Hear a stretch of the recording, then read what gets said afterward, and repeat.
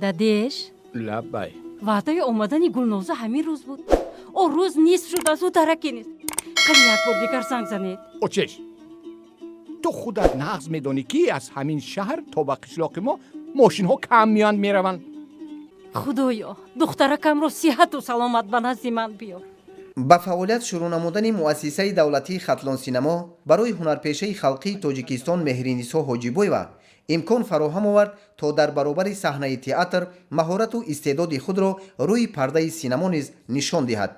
در حقیقت ما هنرمندان خیلی خرسند هستیم که سالهای اخیر همین ساحه سینما خیلی رشد یافته ایستاده است و توجه حکومت جمهوری هم به این ساحه خیلی زیاد است و من فکر میکنم که سالهای اخیر خیلی فیلم های وطنی ما استحصال شدند و ما باور دارم که و این انکشاف می‌یابد رشد می‌یابد و حتی ما خبر هم داریم که فیلم های وطنی ما در دیگر دولت های خارجی رفته جایزه ها گرفتند و از این ما خیلی شاد هستیم.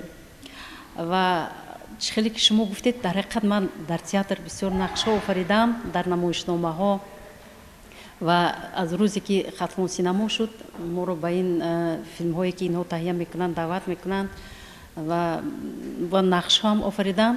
من فکر میکنم که همچون هنرمند در هر دو ساحه هم باید از ته دل نقش آفرید.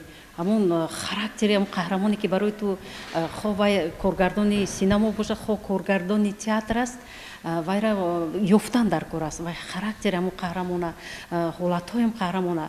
مهرینیسا حاجیبویوا از سال 1980 بعد ختم دانشکده دولتی صنعت تاجیکستان به نام استاد میرزا ترسونزاده تا این جانب در تئاتر موسیقی مسکوی به نام عطا محمدجانوی شهر قرغن‌تپه فعالیت دارد.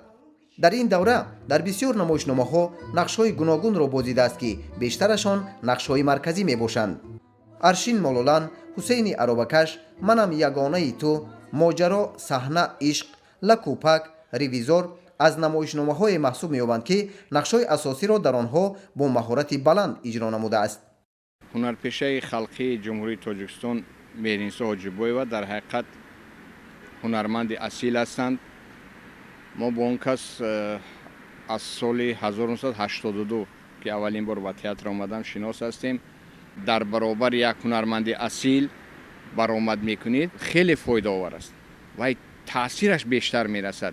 خوشبختانه من با مهرینیسا حاجیبویوا در 2 فیلم نقش بازیدم. وقتی که هنرمند اصیل همراه تو هنرنمایی میکند البته از وی یک الهام گرفته انرژی گرفته به همون درجه لازمه نقش می آفرید.